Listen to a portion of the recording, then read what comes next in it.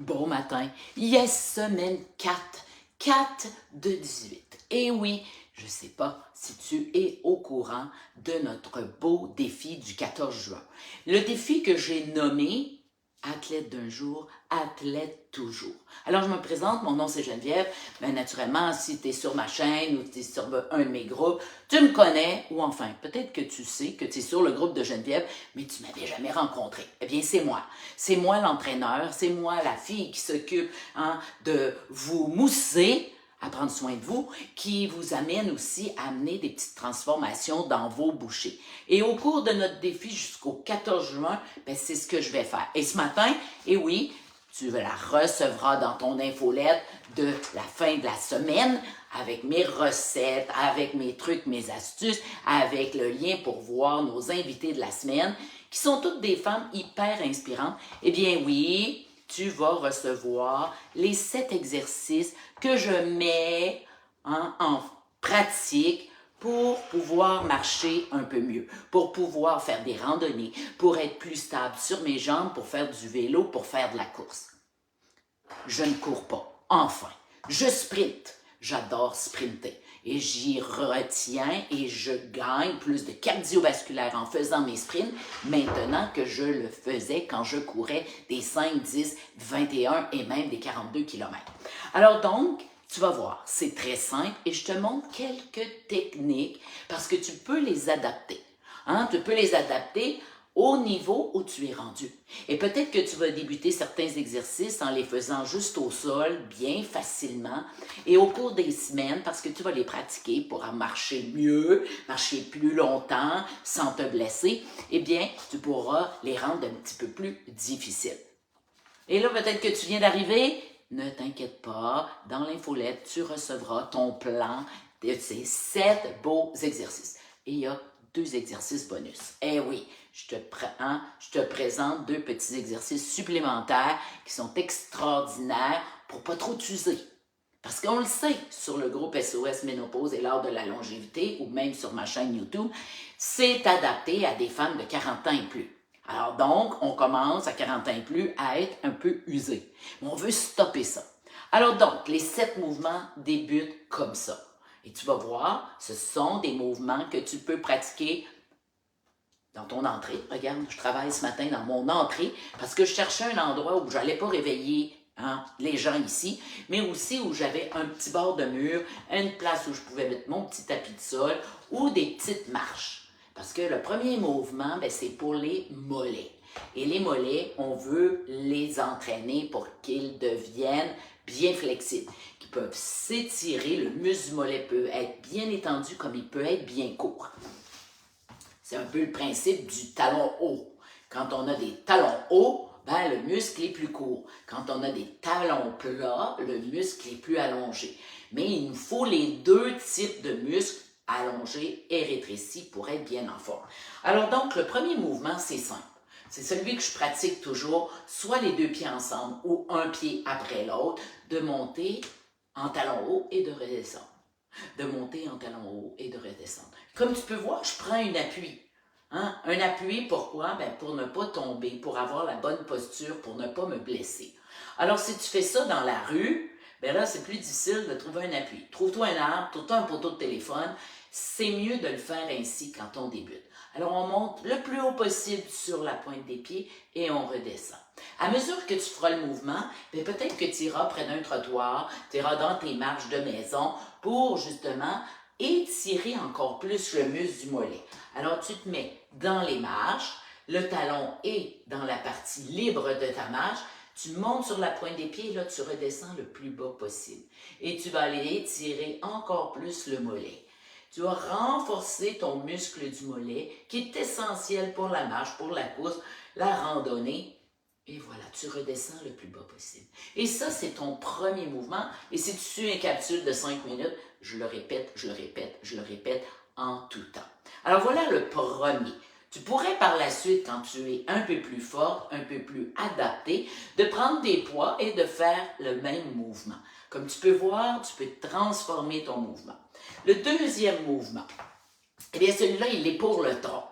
Je n'ai pas ici sur le document identifié mon petit mouvement, tu sais, où tu laisses balancer le corps, mais il y a ce mouvement où tu peux aller porter les mains derrière la tête sans mettre de pression parce qu'on ne veut pas avancer le cou. Non, justement, tu vas ouvrir la cage, tu vas venir porter tes mains derrière et là, tu vas t'amuser à juste aller d'un côté et de l'autre. Aller travailler le tronc. Les genoux sont légèrement fléchis et on va vraiment côté-côté. Côté. Et on y va doucement. Étire le tronc. Ouvre la poitrine. Et tu veux créer un petit mouvement simple comme ça. Tu es forcé d'allonger la colonne vertébrale et de serrer les abdominaux. Et tu vas travailler ta flexibilité, ta colonne. Tout travaille avec un petit mouvement simple comme celui-là. Le troisième mouvement, eh bien, c'est la chaise. Et la chaise, il y a plusieurs façons de le faire. On peut y aller tout simplement en s'appuyant sur un mur ou sur un bord de fenêtre comme ça et tu y vas à ton niveau. Quand je dis à ton niveau, c'est que si tu débutes et que juste comme ça, pas tout à fait en position chaise, tu sens tes jambes travailler, c'est parfait.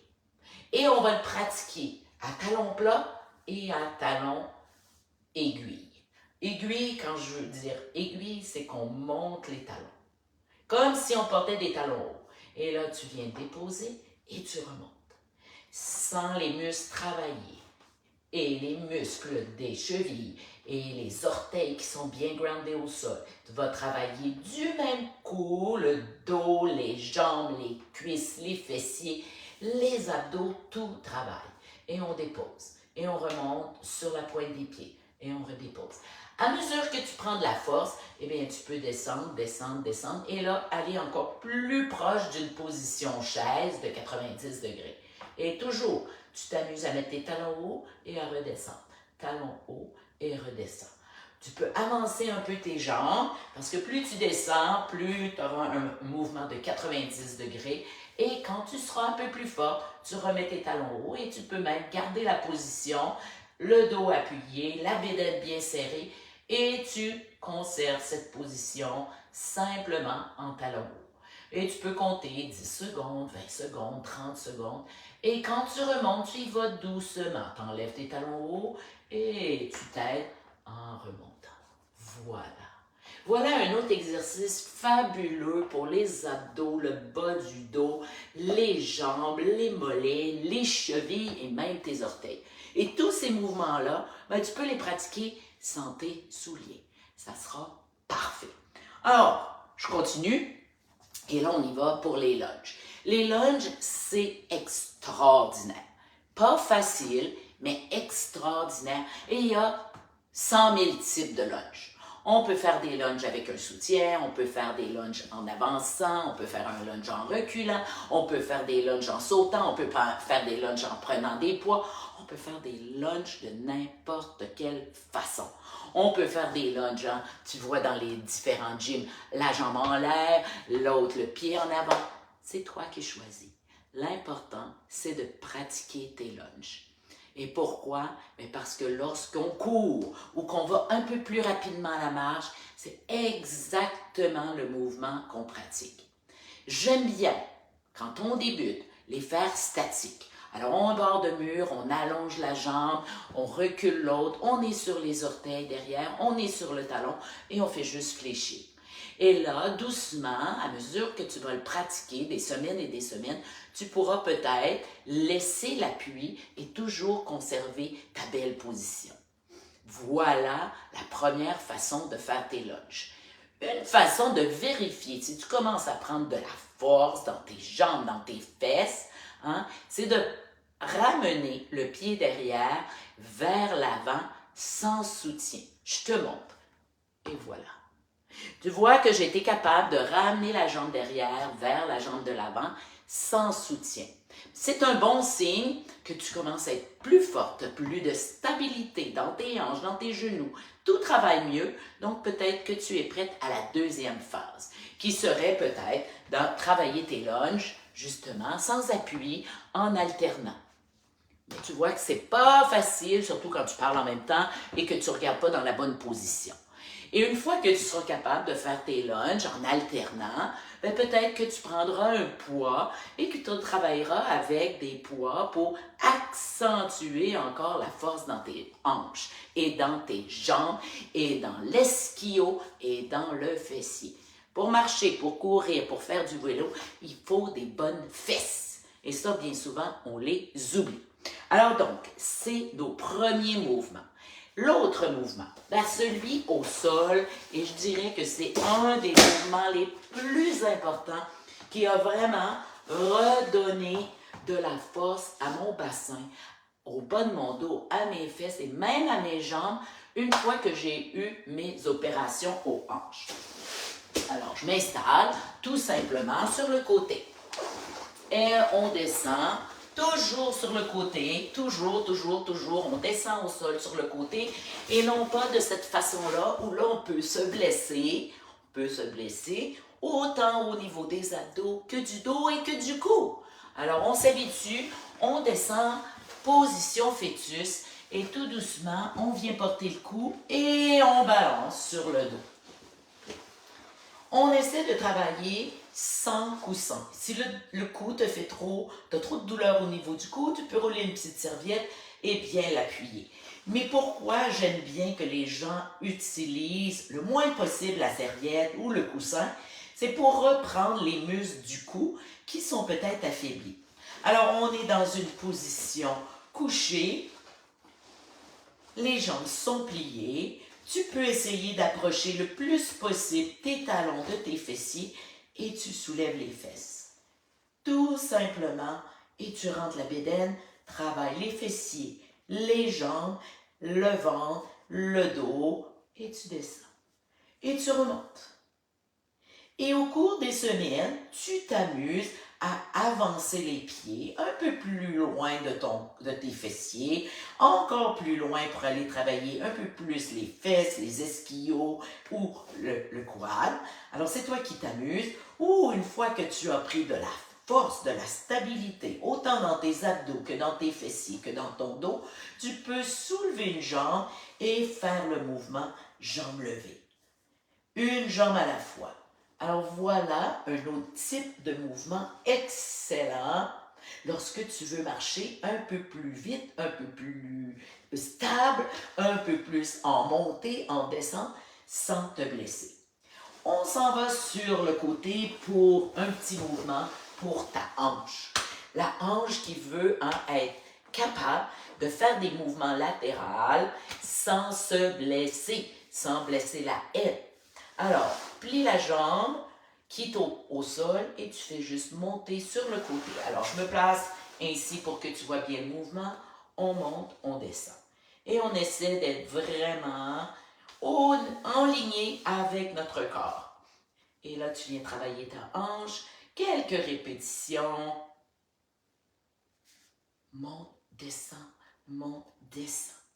Si au tout début, c'est difficile, reviens jusqu'au sol, enfin jusque sur la jambe et reprends le mouvement.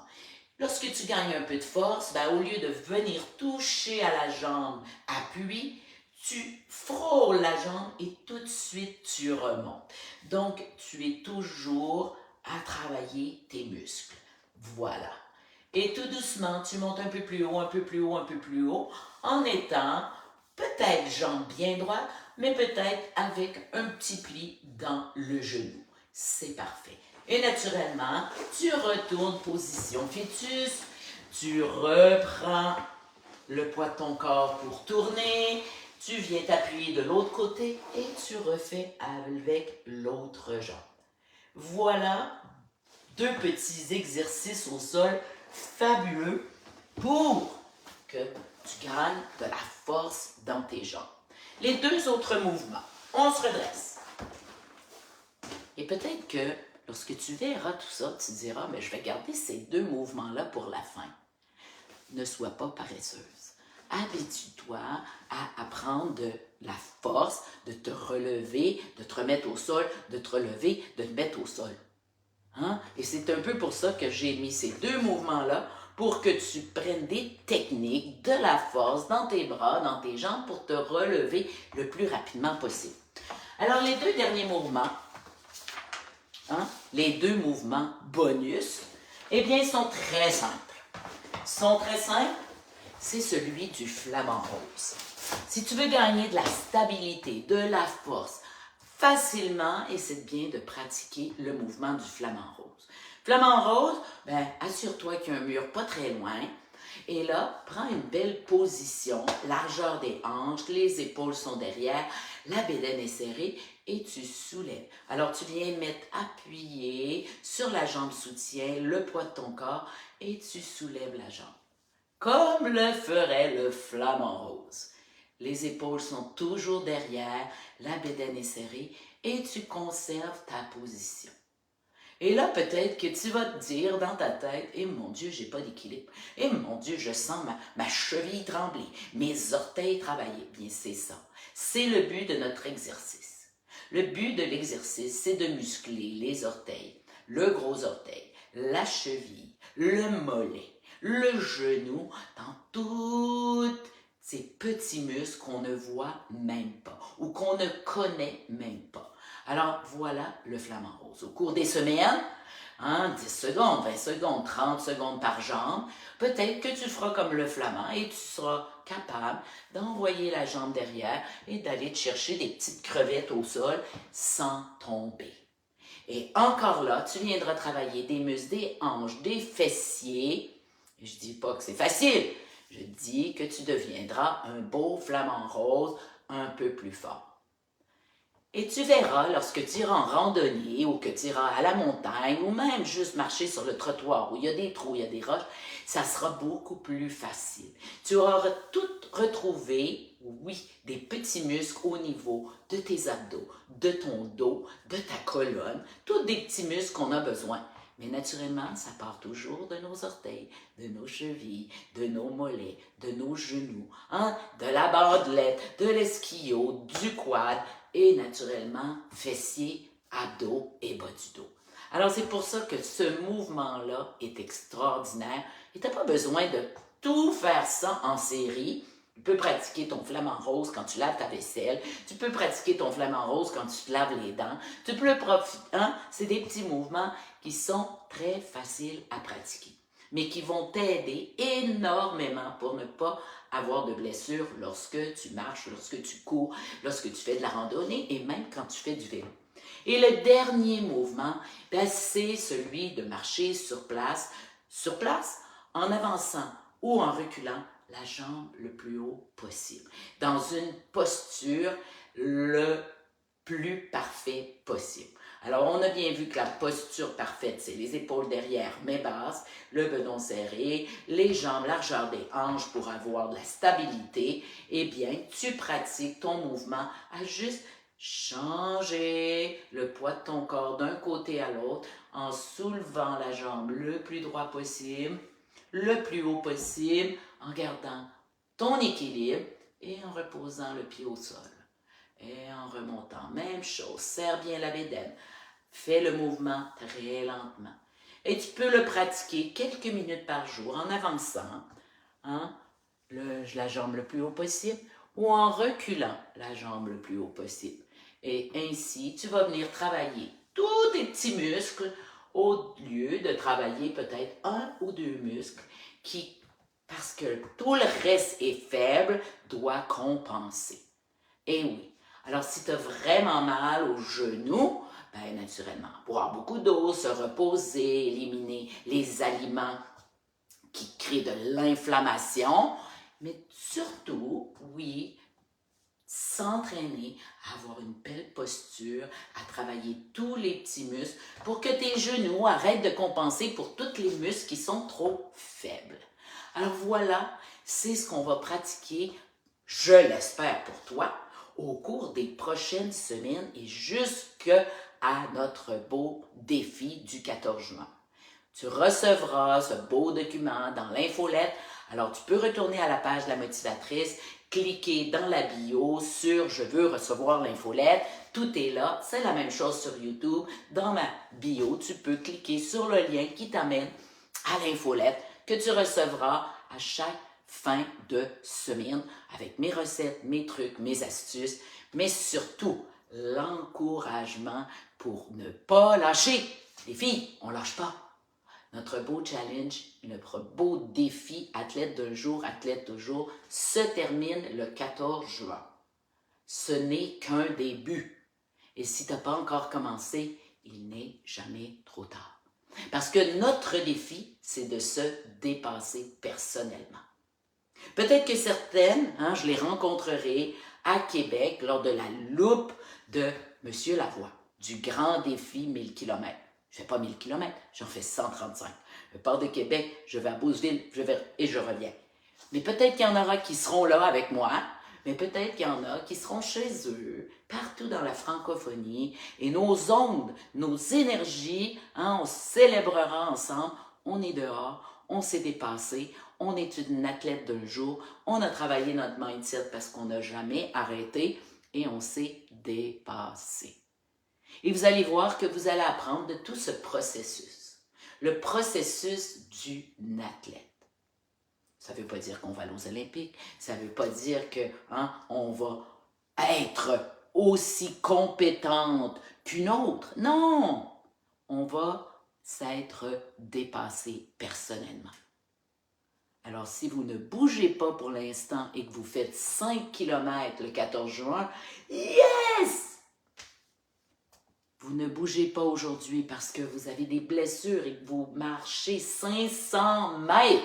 Yes! Et pour celles qui sont en forme déjà, au lieu de faire 1 heure, le 14 juin, vous en ferez peut-être 20. Vous ferez peut-être 4 heures de marche. Ça, c'est se dépasser. Et quand on se dépasse, parfois, oui, on a des difficultés. Et c'est là qu'on apprend. Quand tout est facile, on n'apprend pas grand-chose. Quand on vit des difficultés, là, on apprend. Et c'est ce qu'on va vivre ensemble jusqu'au 14 juin. Alors, n'hésite pas à partager avec tous tes amis. Merci d'être là. Et surtout, sur tous mes groupes ou sur YouTube, partage ton expérience. Écris-nous sous les posts et dis-nous où tu es rendu dans ta transformation. Sur ce, je te souhaite une bonne semaine et on se revoit mercredi prochain pour d'autres trucs, astuces pour ton défi du 14 juin.